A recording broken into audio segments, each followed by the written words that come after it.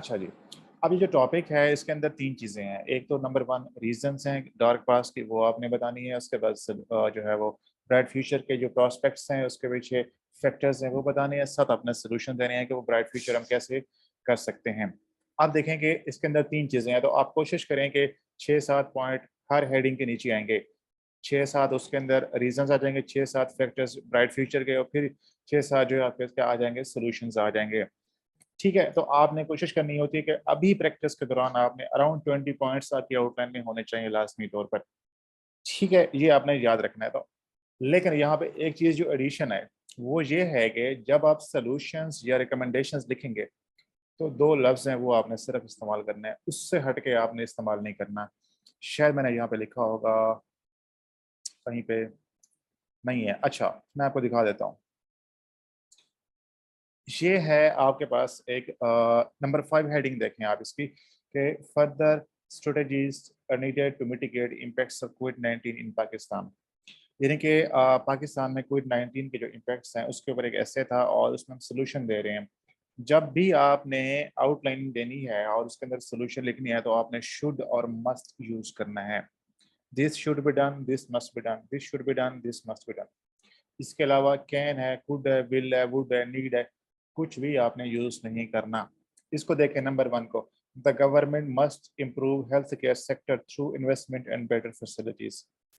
Must का इस्तेमाल हुआ है। उसके बाद जो लास्ट में अगर आप देखें तो उसके अंदर शुड इस्तेमाल हो रहा था। Future is digital and the government should introduce digital services in economic and education sectors amidst the pandemic. ठीक है, तो आपने जब भी सॉल्यूशंस लिखने हैं तो आपने शुड और मस्ट यूज़ करना है। ये 2 लफ्ज़ लिखने हैं। ठीक है, फॉर एग्ज़ाम्पल हम यहाँ पे आते हैं, मैं आपको 1-2 लिख के दिखाता हूँ कि अब इसको कैसे करेंगे। ठीक है, हम कह सकते हैं फॉर एग्ज़ाम्पल कि political parties must ensure democracy within. ठीक है ना? जी, हम कह देते हैं। उसके बाद हम कहते हैं कि leadership in Pakistan should focus on across the board accountability. ठीक है? तो बेसिकली जब भी आपने सॉल्यूशंस, रिकमेंडेशंस वे फॉरवर्ड देना है, तो आपने उसके अंदर शुड और मस्ट यूज़ करना है। ठीक है? ये बात क्लियर है? उसके बाद आपने एक और चीज़ जो याद रखनी है वो ये है कि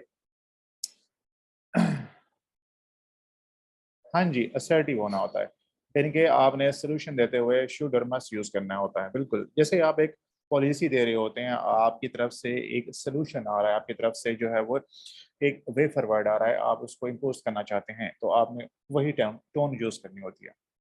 अच्छा जी, अब एक और चीज़ आपने याद रखनी है कि आपकी आउटलाइन में आपकी आउटलाइन में जितने पॉइंट्स होते हैं, वो तमाम पॉइंट्स जो होते हैं, वो एक हर पॉइंट एक पैराग्राफ को शो कर रहा होता है।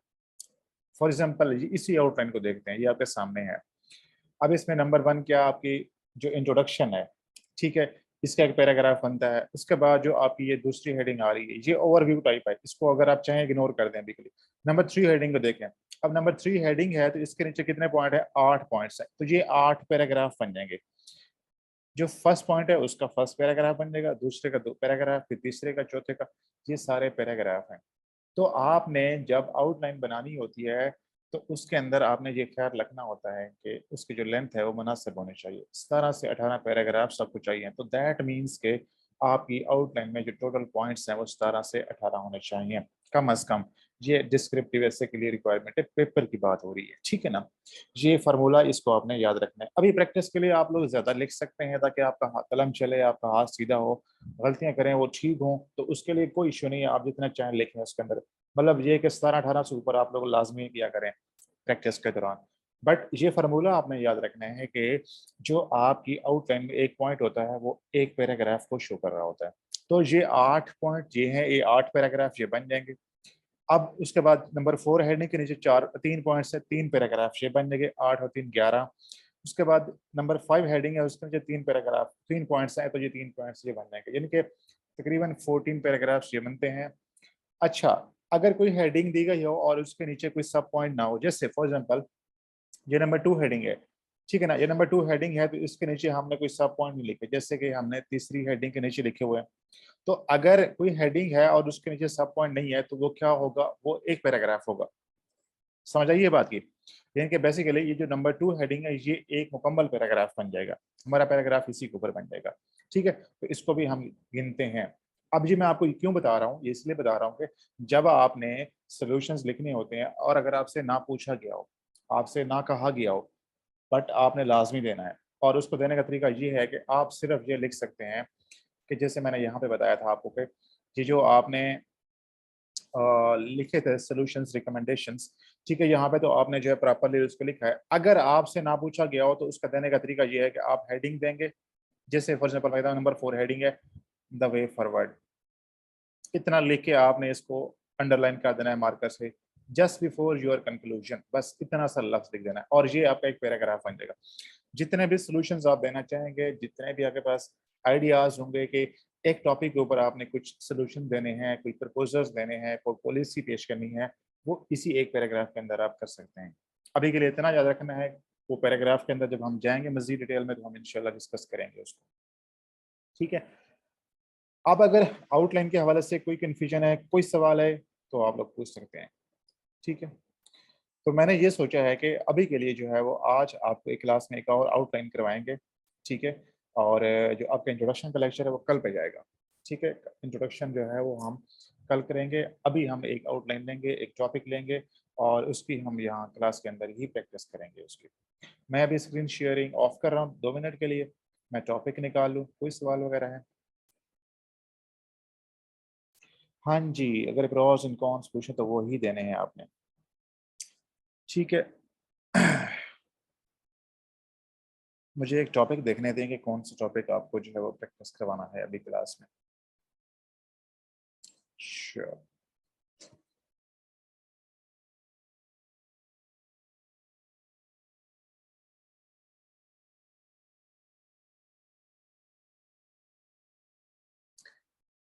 चलें जी, हम बात करते हैं एजुकेशन सिस्टम के ऊपर। क्या ख्याल है, एजुकेशन का जो टॉपिक है उसको लेते हैं और आज हम इसी के ऊपर जो है वो बात करेंगे। ठीक है,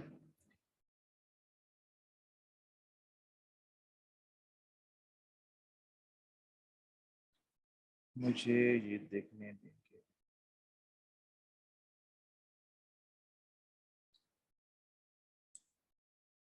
अच्छा जी, मैं आपको टॉपिक दे रहा हूँ एक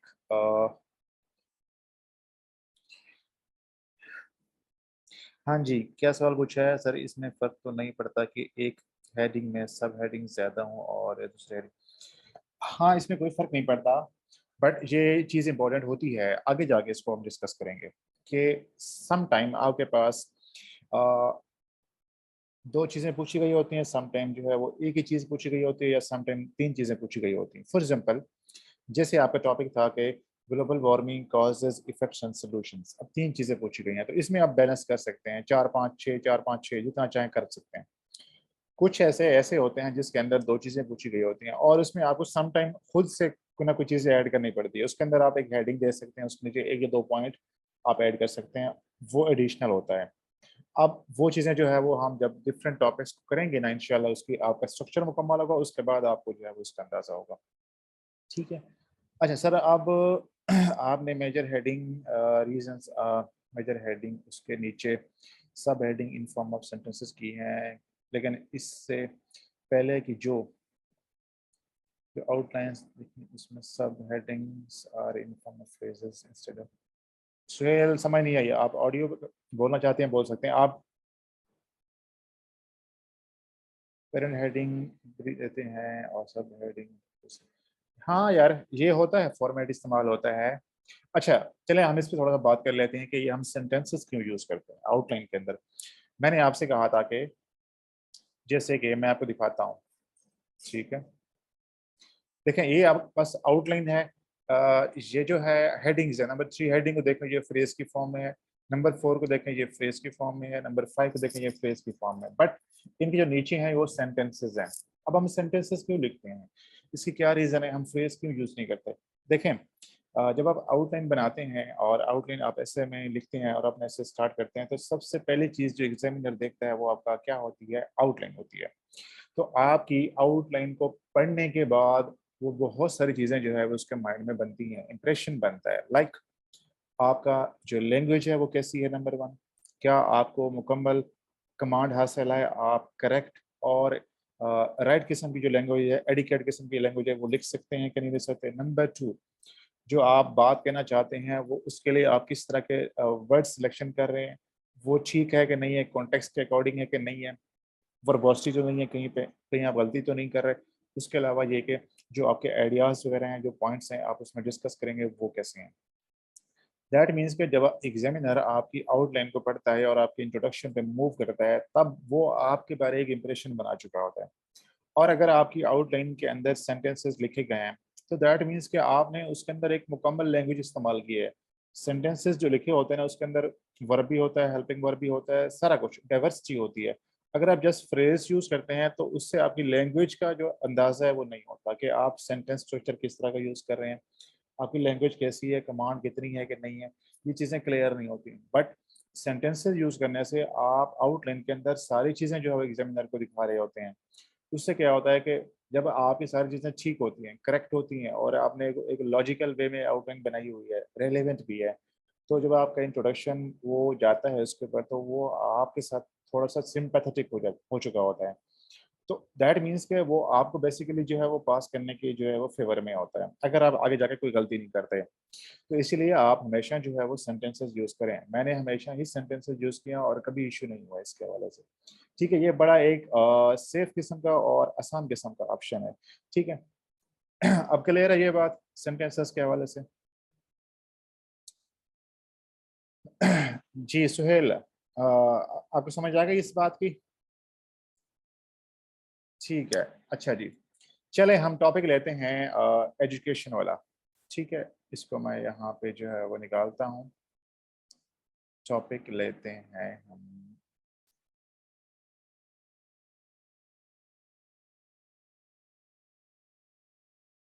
एजुकेशन सिस्टम ऑफ पाकिस्तान। चलें इसके ऊपर एक three dimensional statement of topic बनाएं जल्दी से। अब आप लोग जो है वो स्टेटमेंट बनाते हुए जल्दी किया करें, ठीक है? अब आप तो जो है वो बहुत सारी कर चुके हैं। ठीक है, फिर हम इसकी आउटलाइन भी बनानी है हमने क्लास के अंदर। शाबाश। एजुकेशन सिस्टम ऑफ पाकिस्तान के ऊपर आपने three dimensional statement of topic बनानी है। चलें जी, मैं टॉपिक भी यहाँ पे आपकी चैट में सेंड कर रहा हूँ और स्क्रीन जो है वो 2 मिनट के लिए मैं ऑफ कर रहा हूँ।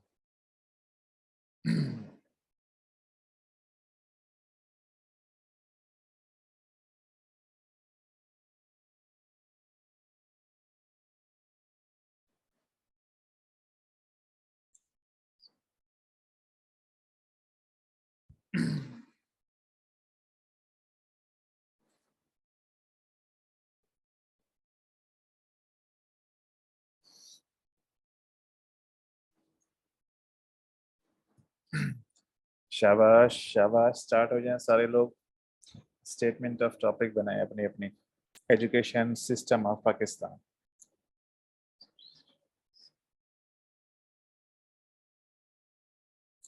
यासिर ये बताएं कि ये जो आपने बनाई है ये वन डायमेंशनल है, टू डायमेंशनल है या थ्री डायमेंशनल है? शाबाश, बताएं ये कितने डायमेंशन की स्टेटमेंट बनाई है आपने?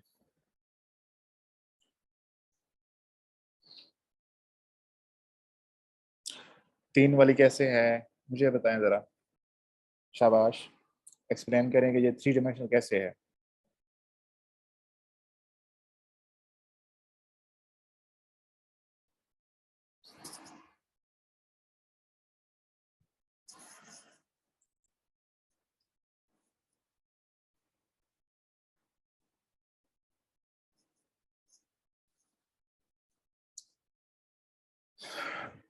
अच्छा,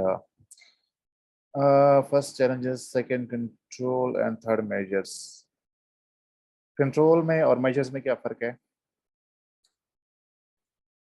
हाँ जी, शाबाश। नीता कहती है education system in Pakistan has faced numerous challenges which are affecting assess effective measures. Okay, very good Nita, शाबाश शाबाश। बाकी लोग बनाए शाबाश। हरी आप जल्दी जल्दी बनाए स्टेटमेंट ऑफ टॉपिक।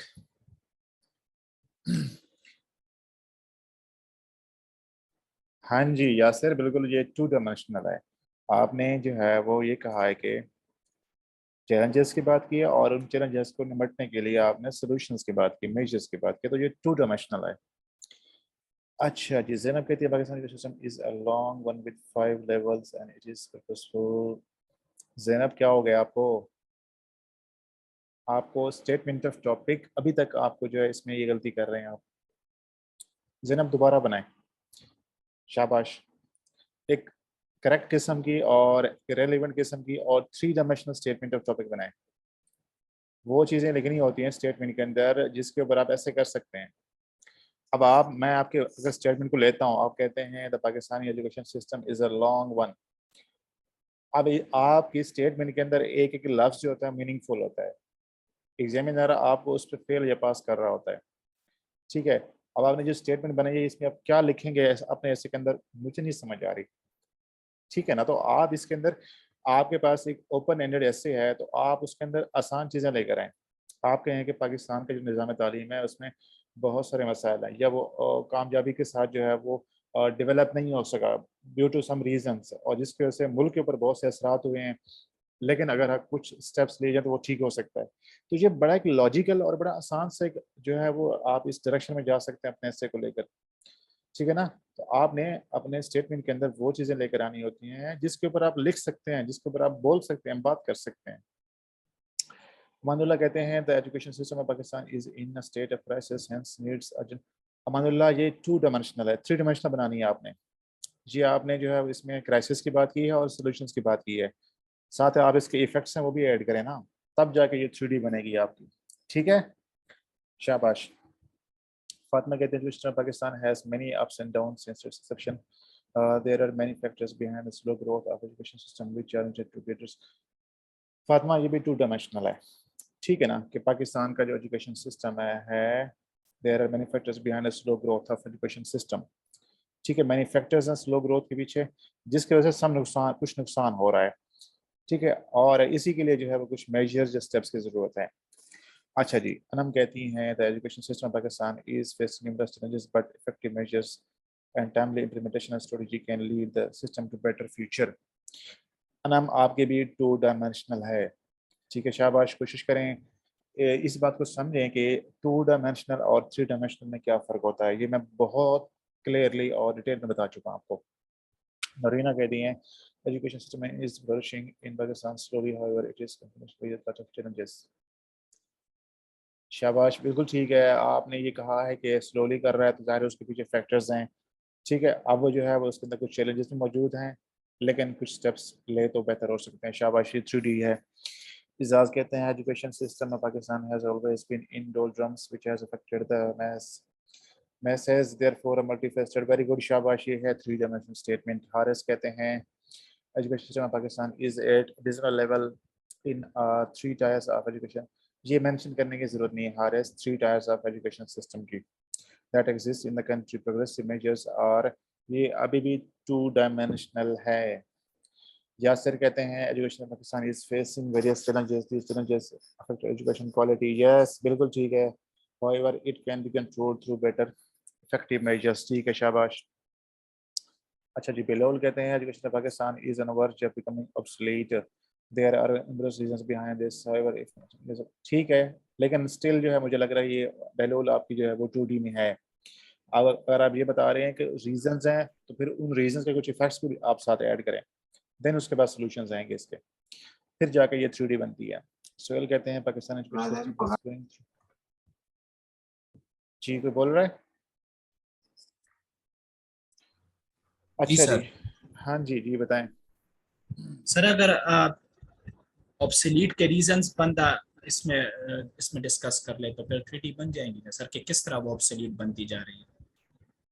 देखें ना, आप ये कह रहे हैं कि Pakistan education system is on verge of becoming obsolete, ठीक है। देयर आर न्यूमरस रीजंस मतलब बिहाइंड सर इट्स वो डिक्लाइन। कैसे ऑब्सोलीट बन रही है सर? सॉरी? मतलब सर इसमें बंदा ये डिस्कस करेगा कि वो ऑब्सोलीट कैसे है सर, मतलब कि हाँ हाँ, मॉड, और फिर उसके बाद रीजंस क्या है उसके ऑब्सोलीट होने के, और फिर ये कि उनको उसको रेलेवेंट कैसे बनाया जाए। हाँ देखिए ना, आप बेसिकली आप कह रहे हैं कि ऑब्सोलीट है, उसके पीछे तो आपको वजह देनी पड़ेगी ना, उसकी वजह देनी पड़ेगी। ठीक है, सर तो ये एक 3 डायमेंशनल हो गई ना सर।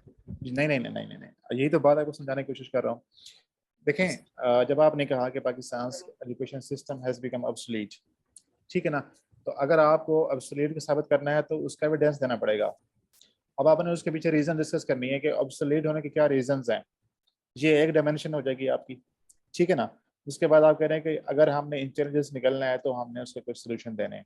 अब अगर इसमें आप ये ऐड करें कि जो ऑब्सोलीट हो चुका है उसके रीजंस, और जब ऑब्सोलीट हुआ है उस फैक्टर्स की वजह से कुछ नुकसान हो रहा है, ठीक है ना। अगर आप उसके ठीक है इम्पैक्ट्स सर। हैं, इम्प्लीकेशंस हैं, कॉन्सिक्वेंसेज हैं, अगर आप वो इसके अंदर लेकर आते हैं तब आपकी थ्योरी बन जाएगी ये। हाँ जी। ठीक है सर। ठीक। अच्छा सुहेल, ठीक हो गया। Suhail system is going through crisis affecting country, बिल्कुल ठीक है। मनी फ्रंट्स एंड यस शाबाश। अमानुल्लाह कहते हैं education system of Pakistan is in state of crisis which has affected the overall health of Pakistan has very good शाबाश अमानुल्लाह, बिल्कुल थ्री डायमेंशनल, ये ठीक है। अब्बास कहते हैं education system has been confronting numerous challenges which is the need of the state to withstand on its footing however the recent steps, ठीक है अब्बास, ठीक है, बिल्कुल ठीक है। इफेक्ट्स नहीं बताए, बिल्कुल सिर्फ रीजंस बताइए। हाँ जी, हाँ जी, ठीक है। अच्छा जी, अब हमने इसी के ऊपर एक जो है वो आउटलाइन कंस्ट्रक्ट करनी है। अब हम जो है वो ब्रेनस्टॉर्मिंग करेंगे, ठीक है। अच्छा, आप लोग मुझे बताएं कि क्या वो 4 स्टेप्स हैं। शाबाश, सब लोग मुझे वो 4 स्टेप्स बताएं, चैट में बताएं। वो कौन से 4 स्टेप्स होते हैं जब हम आउटलाइन बनाते हुए फॉलो करते हैं।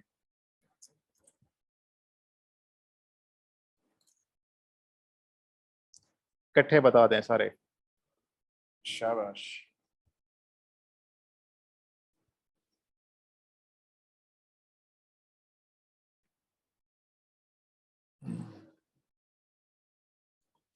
शाबाश नरीना, बिल्कुल ठीक। ब्रेनस्टॉर्मिंग होती है, verification, logical reasoning, logical sequence होता है, कंटेक्चुअलाइजेशन होती है।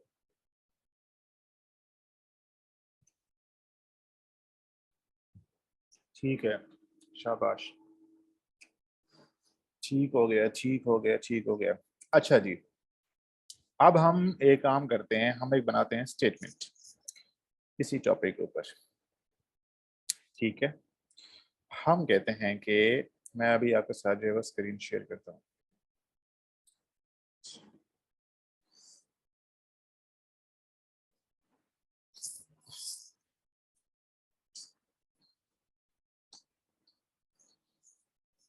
Education system of Pakistan could not develop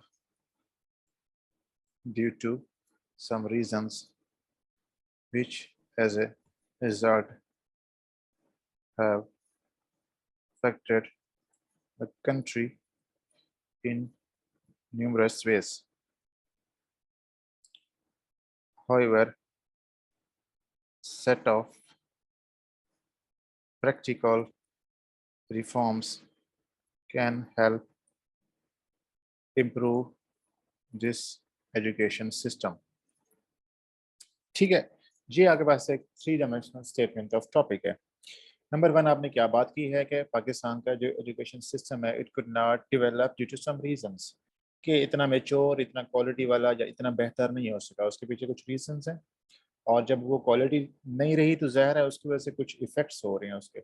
और लेकिन अगर हम कुछ एक स्टेप्स लेते हैं, मेजर्स लेते हैं, रिफॉर्म्स लेकर आते हैं तो उससे जो एजुकेशन सिस्टम है इसको हम बेहतर कर सकते हैं। चलें जी, अब आप मुझे सब लोग बताएं चैट के अंदर, शाबाश, कि Pakistan education system could not be developed due to some reasons. वो कौन कौन से रीजंस हैं, वो कौन कौन से फैक्टर्स हैं जिसकी वजह से हमारा एजुकेशन सिस्टम डेवलप नहीं हो सका, क्वालिटी वाला। ठीक है, शाबाश बताएं कौन से फैक्टर्स हैं।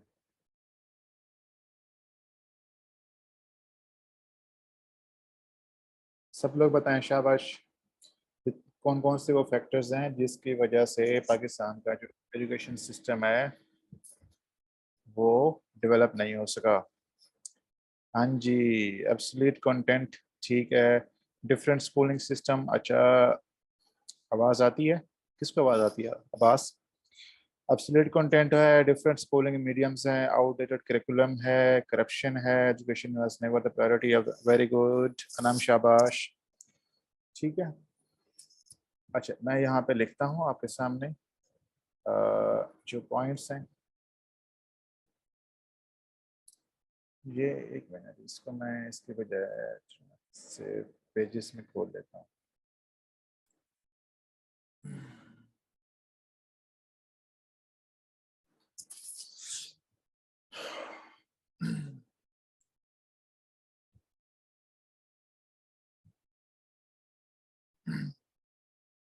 शाबाश शाबाश शाबाश, वेरी गुड।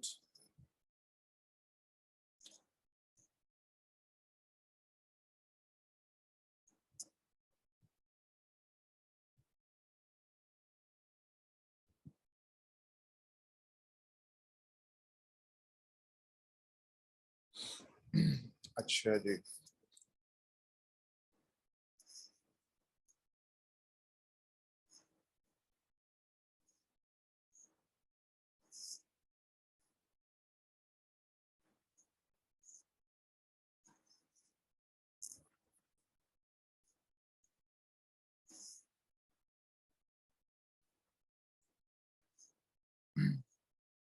यस। अब हम लिखते हैं यहाँ पर, एक मिनट,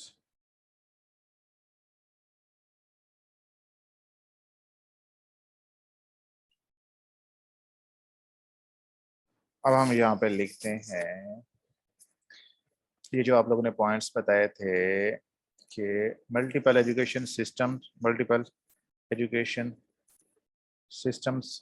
उसके बाद हमारे पास आते हैं कि एक मिनट एक मिनट, ये कहाँ पे चले गए, बस करें आप बस करें, रुक जाए, मैं यहाँ पे नोट कर लूँ, उसके बाद फिर हम अगले स्टेप पे जाएंगे। अच्छा, यस, आउटडेटेड करिकुलम, ठीक है। उसके बाद आपके पास आता है करप्शन, शाबाश। उसके बाद आती है कि लो बजट अलोकेशन कह सकते हैं, अनम वाला पॉइंट जो है, ठीक है। इंफ्रास्ट्रक्चर इश्यूज हैं, अच्छा जी। उसके बाद है आपके पास लैक ऑफ टीचर ट्रेनिंग, शाबाश, टीचर ट्रेनिंग। ये पॉइंट्स मैं आप लोगों के लिए नोट कर रहा हूँ कि आपको जो मिलेंगे रफ, इसी के ऊपर आपने आउटलाइन बनानी होगी आगे जाकर, ठीक है। इसके अलावा जो है वो आप वीक एजुकेशनल पॉलिसीज, ठीक है। अच्छा जी, उसके बाद हम कह सकते हैं कि लेक ऑफ रिसर्च, ठीक है। उसके बाद आप कह सकते हैं कि पॉवर्टी, आप कह सकते हैं इकोनॉमिक इश्यूज, ठीक है। देन आप कह सकते हैं कि शॉर्ट टर्म पॉलिसीज,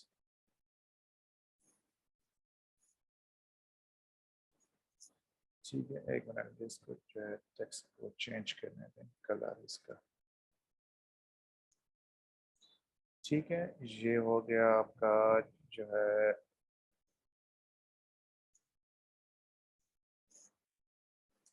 ये पॉइंट, अच्छा जी। इसके अंदर मजीद आप ऐड कर सकते हैं, आप चाहें तो इसके अंदर क्या ऐड कर सकते हैं, फाइनेंशियल इंस्टेबिलिटी, यूनिफॉर्म अन यूनिफॉर्म एजुकेशन, इंफ्रास्ट्रक्चर हो गया, अंडर ट्रेन टीचर्स हो गए, नॉन अफोर्डेबिलिटी, एक्सपेंसिव एजुकेशन, ठीक है। आप कह सकते हैं उसके अलावा जो है वो नो क्रिएटिविटी, वेरी गुड, शाबाश, ठीक है ना। नो क्रिएटिविटी है, जेंडर डिफरेंसेस हैं, ठीक है। इसके अंदर आप यस, नेपोटिज्म, टिज्म वगैरह आप कह सकते हैं, नेपोटिज्म, करप्शन, ठीक है। ये आप इसके अंदर ऐड कर सकते हैं। एक और पॉइंट आप कह सकते हैं कि conventional teaching methods, conventional teaching methods, ठीक है। अब ये आपके पास आइडियाज हैं, ठीक है। अब आप लोगों ने क्या करना है, इनको स्टेप 2 में प्योरिफिकेशन करनी है, ठीक है। उसके बाद आप इसको लॉजिकल ऑर्डर बनाएंगे, और स्टेप 4 के अंदर आप लोग जो है बेसिकली इसका क्या करेंगे,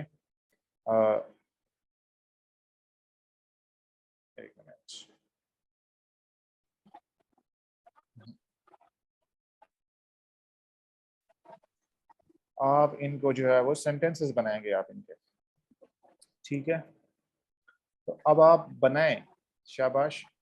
पहले वाला पॉइंट हम फर्स्ट करते हैं, मैं यहाँ फर्स्ट करता हूँ कि पहला पॉइंट हमारे पास है आउटडेटेड सिलेबस। अब मुझे बना के दिखाएं, मुझे देखना है कि आप लोग कैसे बनाएंगे, कि आपको समझ आई है कि नहीं आई। हाँ जी, शाबाश।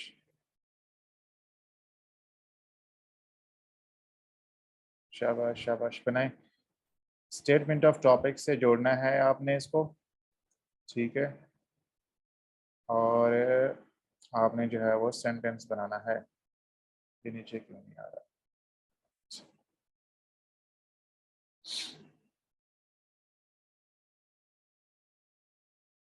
बनाएं, कैसे बनाएंगे आप लोग? अच्छा, सेंटेंस बनाएं, सेंटेंस बनाएं, पॉइंट्स नहीं बताने मुझे, आपने सेंटेंसेस बनाने हैं। चले मैं आपको बना के दिखाता हूँ। आउटडेटेड सिलेबस,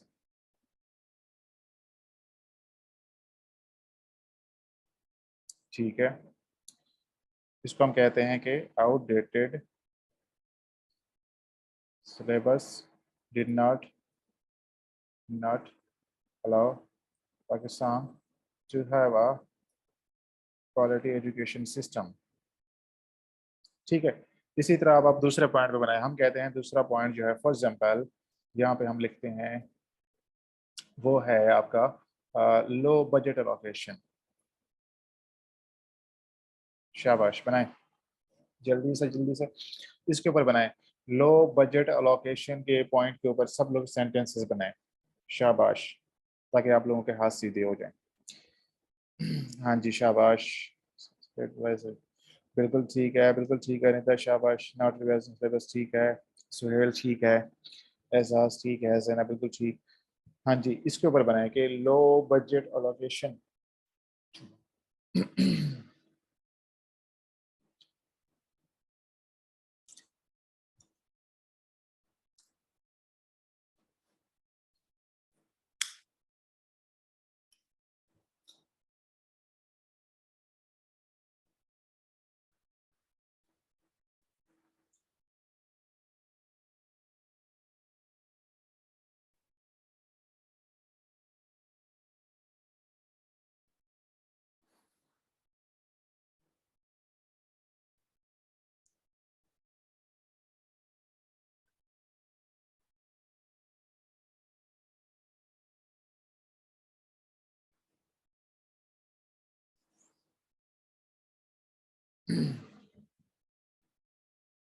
हाँ जी, शाबाश शाबाश। कौन आ रहा है जा रहा है कोई पता नहीं चलता मीटिंग के दौरान। जैसे क्लासरूम में कोई वॉशरूम जा रहा होता है, कोई पानी पीने जा रहा होता है, यही लगता है मुझे, ऐसा ही लगता है कि जूम पे भी यही हो रहा होता है। अच्छा जी, शाबाश शाबाश।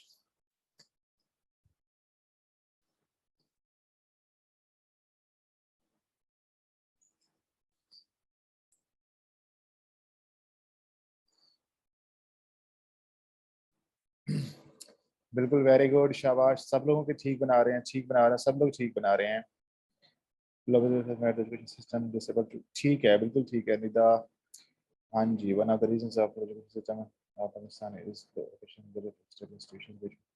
ये फातिमा, इतना लंबा सेंटेंस लिखने की बिल्कुल भी जरूरत नहीं है, इसको शॉर्ट करें। आप कह सकते हैं कि one of the reasons for for education system of Pakistan is low budget allocation, या is allocation of low budget.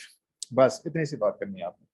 ये जो बाकी आपने डिटेल्स लिखी है ना, ये आप पैराग्राफ में जाकर करेंगे, क्योंकि आउटलाइन में हमने सिर्फ जो है वो एक मेन आइडियाज देने होते हैं, मेन पॉइंट्स देने होते हैं, सारी चीज़ें यहाँ पे नहीं लिखेंगे। अगर हम लिखना शुरू कर देंगे तो आउटलाइन बहुत लंबी हो जाएगी, और वो फिर बोरिंग हो जाती है अगर आउटलाइन बहुत लंबी हो जाए। ठीक है, ये आपके हैं रीजंस, ठीक है ना। यहाँ पे मैं लिख रहा हूँ इसको, ये जो है reasons behind low quality education, ठीक है। अच्छा जी, अब हम चलते हैं अगले स्टेप पे। वो क्या होगा आपका? वो होगा एक मिनट, कि उसके इफेक्ट्स क्या हुए हैं। अब आप मुझे बताएं कि जब हमारा एजुकेशन सिस्टम डेवलप नहीं हुआ तो उसके क्या इफेक्ट्स हुए हैं, बताएं शाबाश। अगेन उसी तरह ब्रेनस्टॉर्मिंग करनी जैसे हमने पहले की है। शाबाश।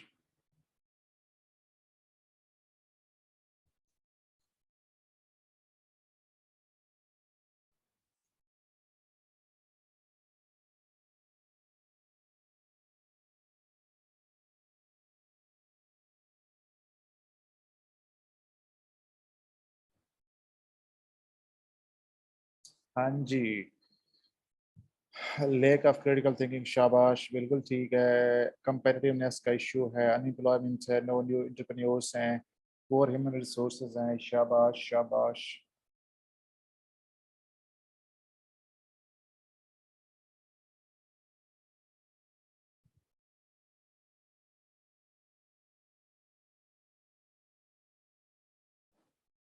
ठीक है, शाबाश। रैंडम आइडियाज आपके। हाँ जी।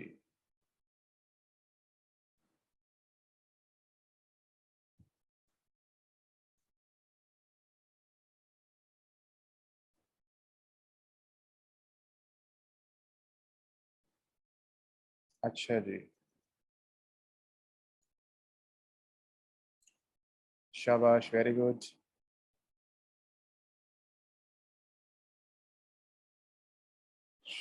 इसको मैं,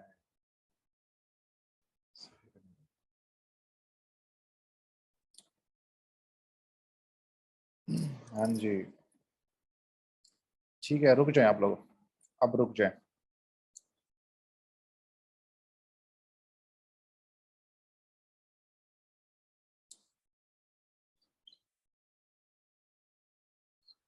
इधर आ जाओ। हाँ जी, 2 मिनट के लिए ब्रेक लगा लें, फिर हम अगली हेडिंग पे जाएंगे। और इसको हम इधर ले जाते हैं, अगले पेज पे ले जाते हैं इसको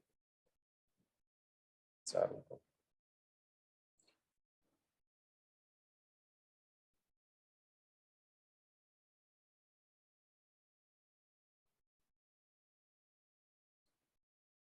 अच्छा जी, उसके बाद है कि ब्रेन ड्रेन, शाबाश। ये मैं यहाँ पे जो है जो बहुत रेलेवेंट है वो लिख रहा हूँ, ठीक है। इसको आप लोग जो है फिर खुद ही इसकी क्या करेंगे, प्योरिफिकेशन करेंगे, लॉजिकल ऑर्डर बनाएंगे, और इसी की बेस पे आप जो है फिर सेंटेंसेस बनाएंगे, ठीक है। ये मैं आपकी जो है वो आसानी के लिए यहाँ पे आपको ये बना के दे रहा हूँ पॉइंट्स, ताकि आप लोगों को ज़्यादा इश्यू ना हो, मसला ना हो, ठीक है। अच्छा, हाँ जी, ठीक है, वेरी गुड। अच्छा जी, अब हमने इसके बनाने हैं जब सेंटेंसेस, तो सेंटेंसेस कैसे बनाएंगे वो मैं आपको बना के दिखा देता हूँ एक, उसके बाद जो है वो आप बाकी बनाएंगे, ठीक है।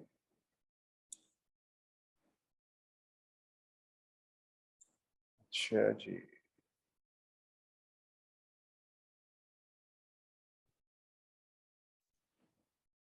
यहाँ पे आ जाएगा आपका प्योरिफिकेशन, उसके बाद आ जाएगा लॉजिकल ऑर्डर, उसके बाद आ जाएंगे सेंटेंस कंटेक्चुअलाइजेशन, ठीक है। इसको हम कैसे बनाएंगे, हम कहते हैं कि poor education quality has cost lack of critical thinking, ठीक है। दूसरा पॉइंट हम कहते हैं कि it has also produced unemployment, ठीक है। इसी तरह करके आप लोगों ने इफेक्ट्स लिखते जाना है अपने, शाबाश। अच्छा जी, अब चलते हैं आपके सॉल्यूशंस की तरफ, कि सॉल्यूशन क्या होंगे। अब आप मुझे बताएं कि पाकिस्तान के जो एजुकेशन सिस्टम में मसाइल हैं उसको अगर हमने बेहतर करना है तो क्या सॉल्यूशंस हैं। अब मुझे दोबारा आप सेंड करें अपने अपने सॉल्यूशंस, शाबाश, ब्रेनस्टॉर्मिंग।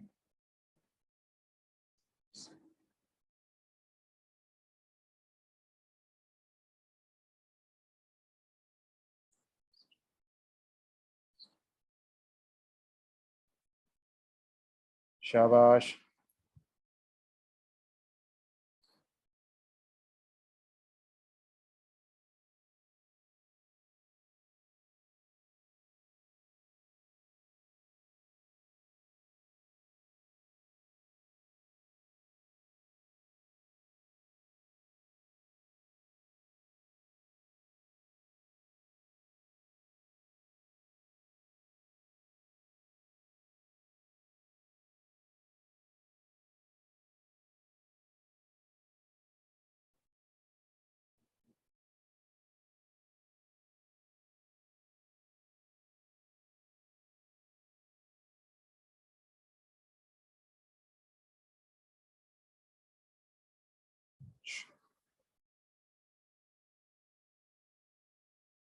अच्छा, ये आ जाएंगे आपके जो है वो,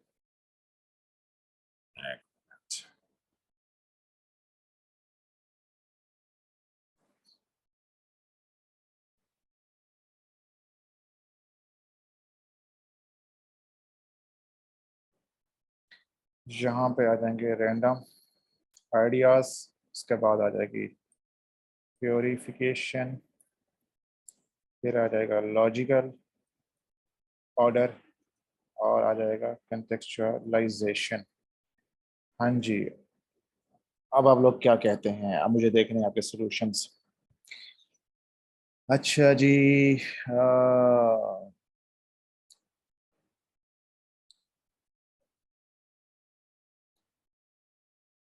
अच्छा ये कहते हैं यूनिफॉर्म करिकुलम।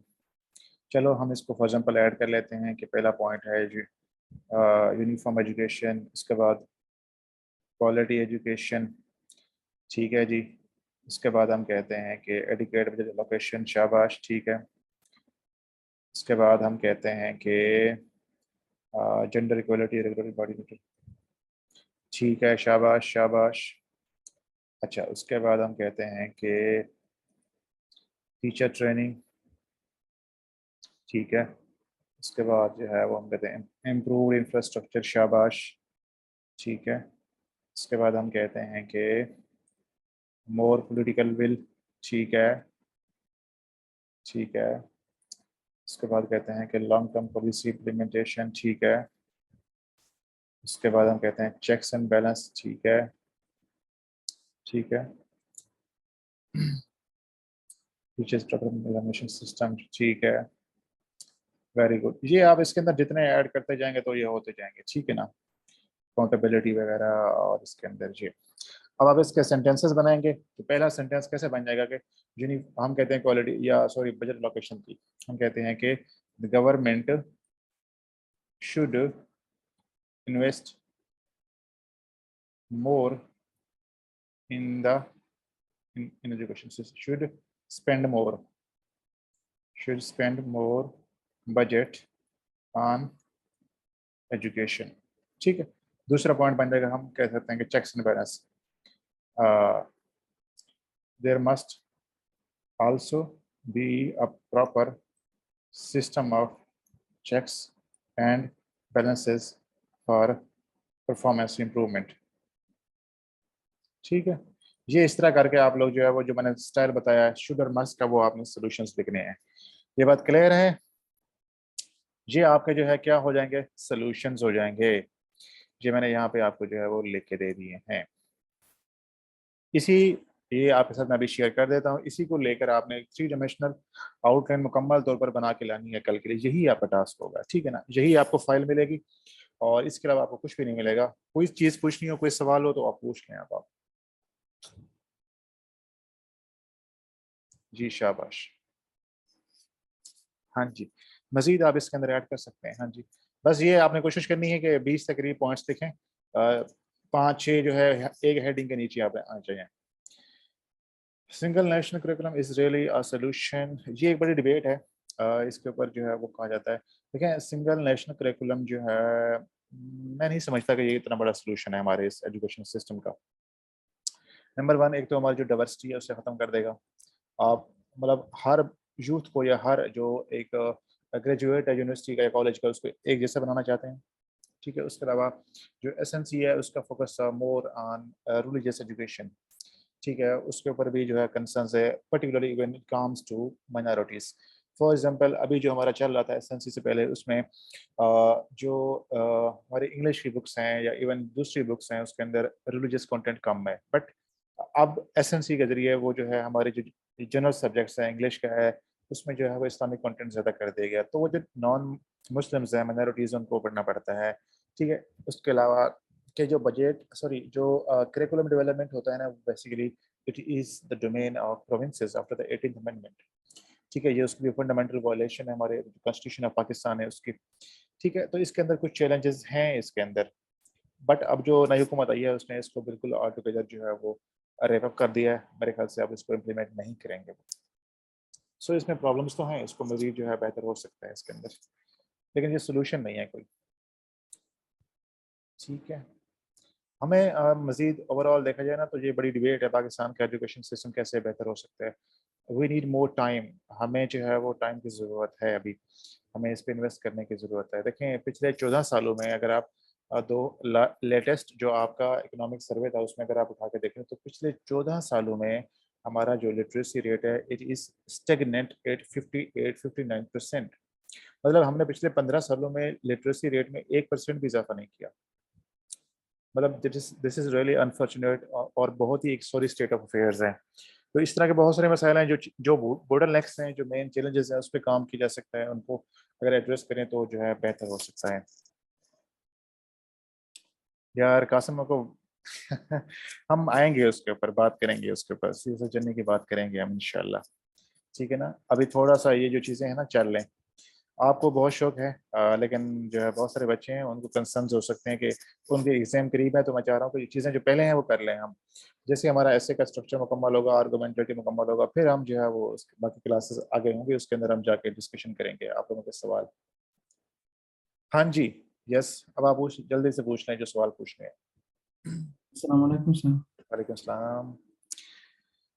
सर ये जो अक्सर मैं मुख्तलिफ फॉर्मेट देखता हूँ आउटलाइन के, तो उसमें अक्सर सर एक सेंटेंस के नीचे केस स्टडीज देते हैं, वो जो हमारा स्टेटमेंट को बेक कर रहा होता है ना, तो अक्सर आउटलाइन में ही लिखते हैं और ऐसे स्मॉल ब्रैकेट्स में क्लोज कर देते हैं। या किसी कोई स्टैंडर्ड जैसे केस स्टडी या फिनलैंड वगैरह की जो एजुकेशन है उसका हवाला है। तो सर इसको देने में क्या होगा इससे? नहीं, अभी क्लास खत्म नहीं हुई, क्लास चल रही है। ये अब्बास ने एक सवाल पूछा, अच्छा सवाल है। ये पूछा है इन्होंने कि जब हम आउटलाइन लिख रहे होते हैं तो कुछ लोग यह करते हैं कि एक पॉइंट लिखा, फॉर एग्जांपल जैसे मैंने ये पॉइंट लिखा है, ये आपका आउटलाइन का एक पॉइंट है ना, इसके नीचे लोग क्या करेंगे, केस स्टडी ऐड कर देते हैं, case in point, case study. आपने ये चीज़ बिल्कुल भी नहीं करनी, ठीक है ना, आपने बिल्कुल भी नहीं करनी, क्योंकि अगर आप जो है वो ये सारा डेटा वगैरह है, जितने आपके पास एग्जाम्पल्स हैं, केस स्टडीज़ हैं, अगर आप आउटलाइन में शो कर देते हैं तो नंबर वन, एक तो आपकी आउटलाइन बहुत लंबी हो जाती है। आज मेरे पास एक बच्चे का ऐसे आया था, आपसे सेशन से हट के उसको मैं चेक कर रहा था, 5 सफ़े के ऊपर उसकी आउटलाइन थी। मतलब दिस इज डिस्गस्टिंग कि 5 सफ़े के ऊपर आपकी आउटलाइन जा रही है, ऐसा नहीं होता। मैक्सिमम आपकी जो आउटलाइन है 2.5 पेजेस, 2 सफ़े के ऊपर जाना चाहिए। मोर अगर इससे भी ऊपर जाना है तो 2.5 पेजेस, 2.5 सफ़े काफ़ी होते हैं आपके आउटलाइन के। तो अगर आप उसके अंदर case in point, case study add करते हैं तो एक तो आपकी आउटलाइन बहुत लंबी हो जाएगी। दूसरी बात जो सबसे इंपॉर्टेंट है वो ये है कि कभी भी आपने आउटलाइन के अंदर अपने जो मेन कार्ड्स हैं, जो आपका डेटा है, जो आपके फैक्ट्स हैं, जो कि आपके पैराग्राफ में काम आएंगे, वो आपने डिस्प्ले नहीं करने होते, ठीक है ना। यानी कि आपने सारे कार्ड्स जो है वो सारी किस्तें जला दी आउटलाइन के अंदर ही, अब आपके पास पैराग्राफ में लिखने के लिए कुछ नहीं बचेगा। तो आपने ये गलती बिल्कुल नहीं करनी होती।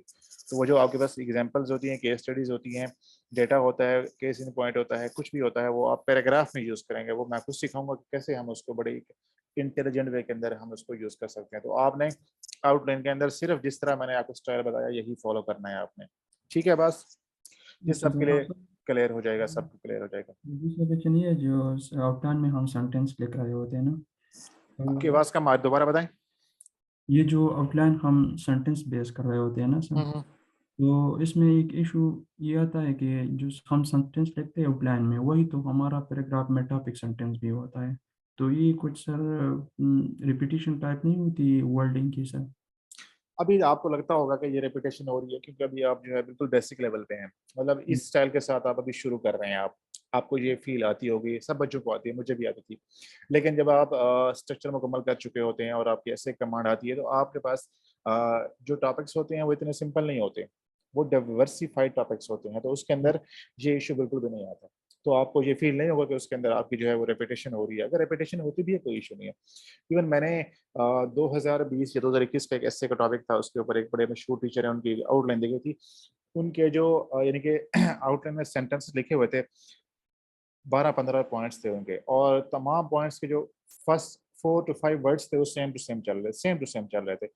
अगर रेपिटेशन होती भी है कोई इशू नहीं होता, लेकिन उसका हल ये है कि आप सेंटेंस स्ट्रक्चर है वो चेंज कर लें। कभी कीवर्ड्स को शुरू में लिख लें, कभी कीवर्ड्स को बाद में लिख लें, यानी कि जो मेन पॉइंट्स होते हैं आपके, तो वो आप थोड़ा डाइवर्सिटी करके जो है वो डिफरेंट सेंटेंस स्ट्रक्चर के साथ आप इसको ट्राई कर सकते हैं। ये बात तो मैं भी कर रहा हूँ सर, कि सेंटेंस बनाने से तो बहुत टाइम लगेगा ना। टाइम लग रहा है, टाइम लग रहा है, बिल्कुल लग रहा है, लेकिन मतलब ये होता है कि हमने ये जो टाइम अभी लग रहा है आपको, इतना टाइम हमने इसको प्रैक्टिस के जरिए इतनी प्रैक्टिस करनी होती है कि हम इसको सारा ऐसे जो 3 घंटे में मैनेज कर सकें। ठीक है ना, अच्छा यस इंशाल्लाह सर। ये हो जाएगा आपका। ओके अच्छा जी, एक आउटलाइन अपनी शेयर कर दें प्लीज। हाँ यार, मैं शेयर करूंगा आपके साथ जब आपका जो है, ये वाली जो मैंने आपको आउटलाइन दिखाई दी ना अभी इसके अंदर, वो मेरी अपनी लिखी हुई थी।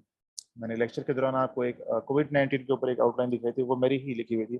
तो मैं आपके साथ शेयर करूंगा, आपके साथ शेयर करूंगा सारी चीज़ें इंशाल्लाह। बस थोड़ा सा जो है वो राइट टाइम के ऊपर है। ठीक है ना, तो अभी के लिए आज के लिए इतना ही। ठीक है, साइड्स साइड्स यार, हाँ साइड्स की बात कर रहा हूँ, 2.5 साइड्स। ठीक है ना, आउटलाइन की जो मैक्सिमम लेंथ है वो आप इतनी कर सकते हैं। बस यार, क्लास खत्म होने वाली है, और कोई सवाल हो तो पूछें, तो फिर हम इसको एंड कर लेते हैं। मैं इसकी रिकॉर्डिंग ही स्टॉप कर लेता हूँ क्योंकि काफ़ी लंबी रिकॉर्डिंग हो गई है।